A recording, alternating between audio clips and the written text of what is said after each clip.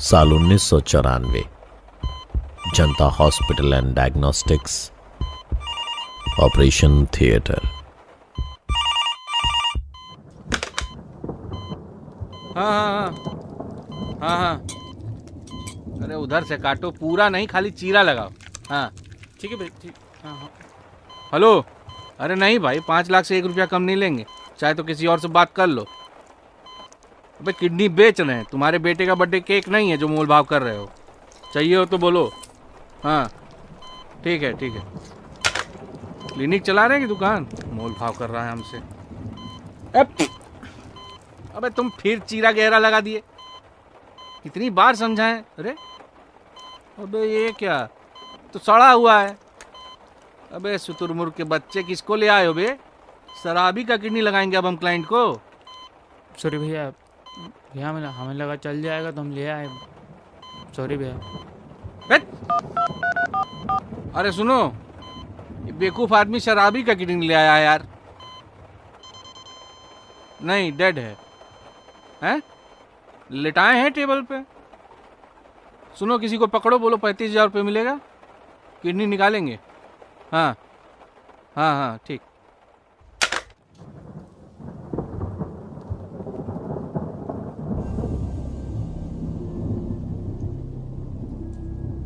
जब हम किसी क्लिनिक के बाहर खड़े होते हैं और ऊपर लगे बोर्ड पर नाम के आगे लिखे हुए 2 अक्षर देखते हैं, डी और आर, तब ये 2 अक्षर हमें भरोसा देते हैं, उम्मीद देते हैं और सुरक्षित महसूस करवाते हैं। लेकिन अगर यही 2 अक्षर डी और आर, जो मिलकर डॉक्टर कहलाते हैं, यही हमारी जान के दुश्मन बन जाएं और हमारी जान को अपना बिजनेस, अपना धंधा बना लें, तो क्या आप फिर से डॉक्टर्स के बारे में उतनी ही इज्जत और विश्वास के साथ सोच पाएंगे?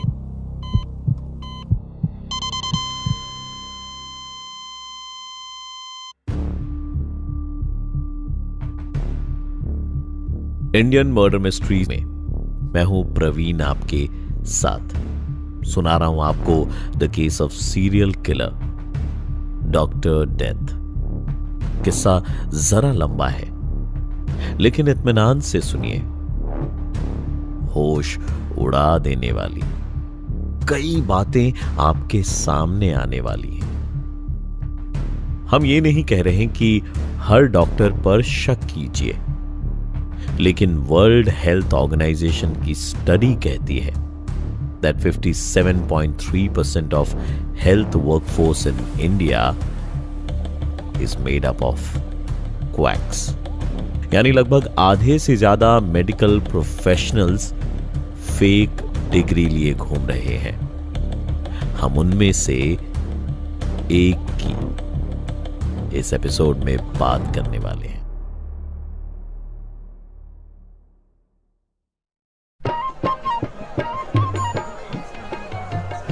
1984 में बिहार के सिवान शहर में एक आदमी को बधाइयां मिल रही थी। बधाइयों की वजह थी bachelor of Ayurveda medicine and surgery, यानी BAMS की डिग्री।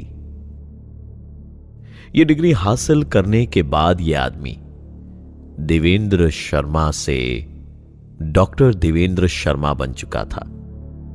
लोग सोच रहे थे बीमारियों का इलाज करेगा, लोगों की जान बचाएगा, लेकिन उसके मन में एक बिजनेस प्लान था।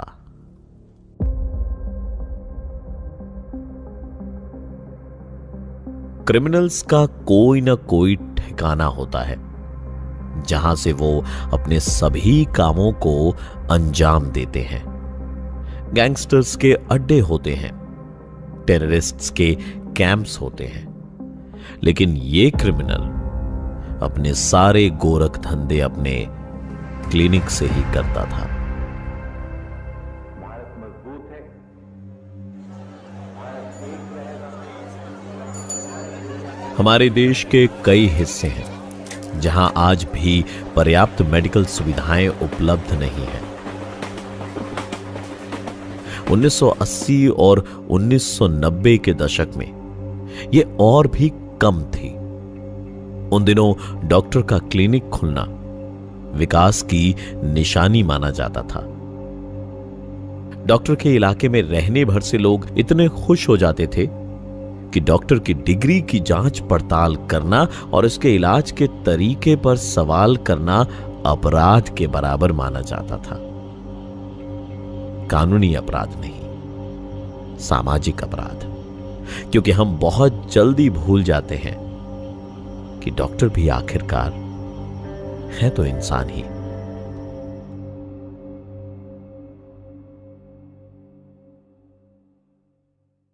तो डॉक्टर देवेंद्र शर्मा की कहानी कुछ यूं शुरू हुई थी। हुआ यह था कि देवेंद्र शर्मा ने बिहार में अपना क्लिनिक खोला, जनता हॉस्पिटल एंड डायग्नोस्टिक्स। 11 साल तक उन्होंने बड़े अच्छे से अपना क्लिनिक चलाया। जो मरीज एक बार इनके यहां जाता था वो कुछ हफ्तों या कुछ महीने में लौट के इनके पास जरूर आता था। क्लिनिक से अच्छी कमाई हो रही थी और कमाई को बढ़ाने के इरादे से डॉक्टर देवेंद्र ने एक निवेश किया। गैस एजेंसी का बिजनेस उन दिनों काफी पॉपुलर था।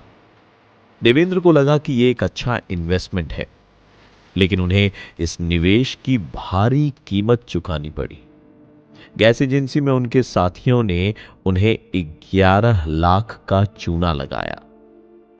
देवेंद्र को यह सदमा बर्दाश्त नहीं हुआ। उस दिन उसके अंदर बची खुची सारी इंसानियत खत्म हो गई। गैस एजेंसी ना सही, गैस एजेंसी का बोर्ड ही सही। डॉक्टर देवेंद्र शर्मा ने नकली गैस एजेंसी का बिजनेस शुरू कर दिया। एक खोया हुआ पैसा रिकवर करने के लिए डॉक्टर देवेंद्र ने एक और स्कीम निकाली, किडनी ट्रांसप्लांट।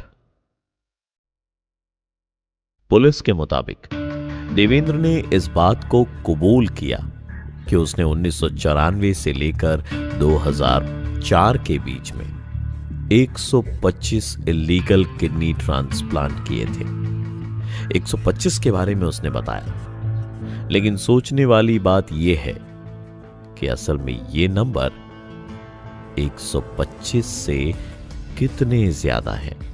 125 किडनी ट्रांसप्लांट और हर ट्रांसप्लांट पर 5 से 7 लाख रुपए कैश। कुछ लोगों को मालूम ही नहीं था कि उनकी किडनी निकाल ली गई है, और कुछ लोगों को किडनी मिल तो गई लेकिन उनकी जान नहीं बच पाई। डॉक्टर देवेंद्र और उनके रखे हुए स्टाफ से कभी चीरा लगाने में गलती होती थी तो कभी स्टिचेस लगाने में। न सैनिटेशन का ख्याल रखा जाता था और ना पेशेंट की जान का। सिर्फ नोट गिने जा रहे थे। पॉलिटिकल, साइंटिफिक और सोशल बदलाव समय के साथ होते गए और डॉक्टर देवेंद्र शर्मा अपना किडनी रैकेट का बिजनेस बिहार के बाहर दूसरे राज्यों तक फैलाते रहे। 2004 में डॉक्टर देवेंद्र की इस बेलगाम धांधलेबाजी को झटका लगा। हरियाणा पुलिस ने उन्हें गुड़गांव में गिरफ्तार किया, लेकिन यह गिरफ्तारी किडनी रैकेट के मामले में हुई थी। लेकिन नकली गैस एजेंसी और किडनी रैकेट के अलावा डॉक्टर डेथ उर्फ देवेंद्र ने एक और क्राइम को अंजाम दिया था।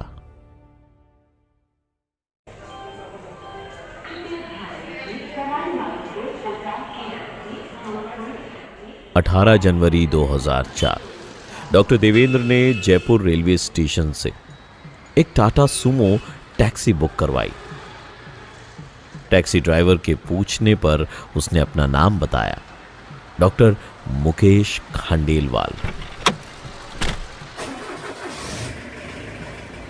टैक्सी में ड्राइवर, उसका भाई और डॉक्टर देवेंद्र बैठे थे। जयपुर से यूपी के हापुड़ के लिए रवाना हुई टैक्सी जैसे ही दौसा के महुआ इलाके में पहुंची, डॉक्टर देवेंद्र ने टैक्सी रुकवाई। अरे यहाँ रुको भैया, हाँ रोको गाड़ी। अच्छा सुनो, हमको एक छोटा सा काम है, फ़ोन मिलेगा क्या यहाँ आसपास? देखता हूँ साहब जी। अरे वो देखो, रुको पूछता हूँ दुकान वाले से।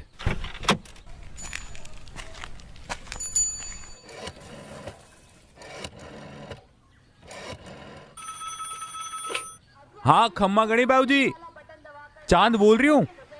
बाबूजी मैं और भाई साहब यहाँ यूपी के लिए निकले थे। एक डॉक्टर साहब मिल गए थे, उनको लेकर जावे हैं। देर हो जावेला घरे आवन में। मासू कही जो रोटी ना बनावे, कल परसों तो की आवेंगे। हाँ खम्मा गणी बाबूजी। जाओ बाबूजी फोन कर लो, मैंने तो बात कर ली है घर में। अच्छा ठीक है। अरे हम तुमसे कहे थे हमको फ़ोन करना है तो तुम ही फ़ोन कराए। रुको, अच्छा आते हैं।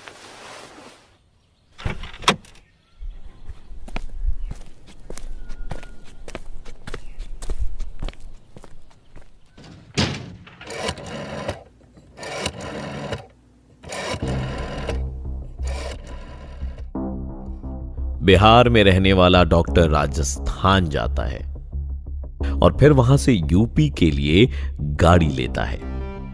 कहीं ना कहीं कुछ तो गड़बड़ है। डॉक्टर देवेंद्र कुछ देर बाद एसटीडी बूथ से बाहर आए।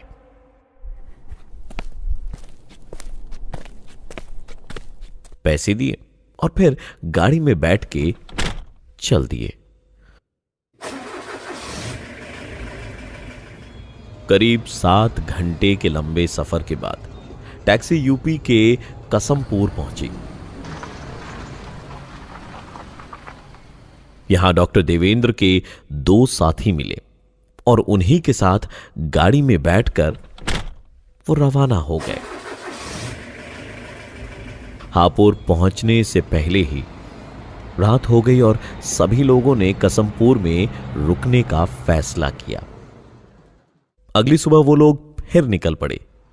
यूपी के सबसे ज्यादा बिजी रहने वाले हाईवेज में से एक NH 334 पर टॉयलेट जाने के बहाने से एक बार फिर से टैक्सी को रोका गया।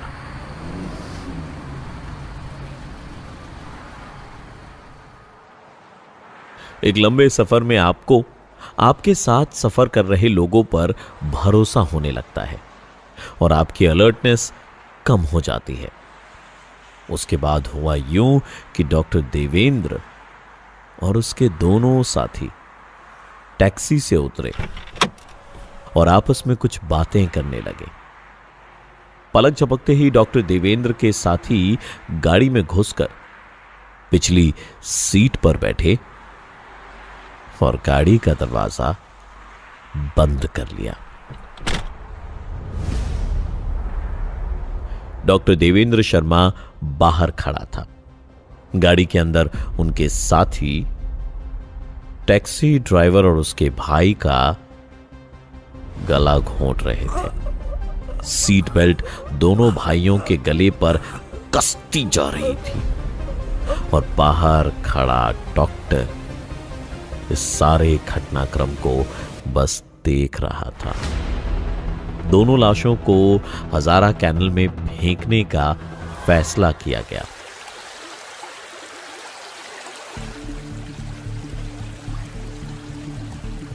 उन दिनों हजारा कैनल में मगरमच्छ घूमा करते थे।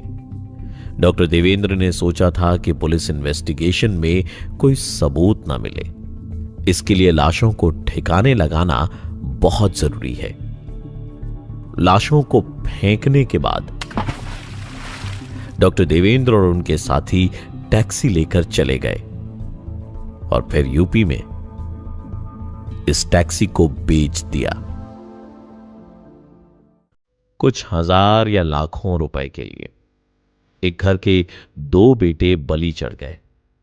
बताया जाता है कि डॉक्टर देवेंद्र चोरी की गाड़ियां बेचने का काम भी किया करता था। 2004 में उन्हें किडनी रैकेट में गिरफ्तार किया गया, लेकिन मुकदमा उन पर मर्डर का भी चलने वाला था। उसे लग रहा था कि उन टैक्सी ड्राइवर भाइयों को मारकर वो बच निकला है, लेकिन वो बहुत गलत थे।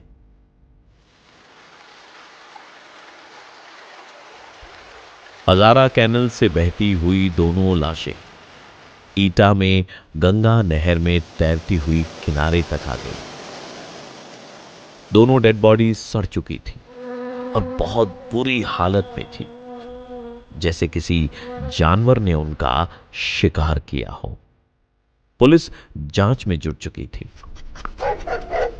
वहीं दूसरी तरफ जयपुर पुलिस के पास एक मिसिंग पर्सन का केस आया। Police control.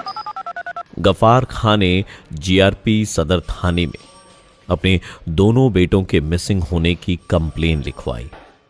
उन्होंने बताया कि उनकी अपने बेटे चांद खान से 2 दिन पहले ही बात हुई थी। तब आखिरी बार वो दौसा जिले के महुआ गांव से एक एसटीडी बूथ से बात कर रहा था। इंटर स्टेट पुलिस नेटवर्क के बीच इंफॉर्मेशन का एक्सचेंज हुआ और जयपुर पुलिस की टीम को यूपी जाना पड़ा। वहां उन्हें ईटा में मिली 2 लाशें दिखाई गई।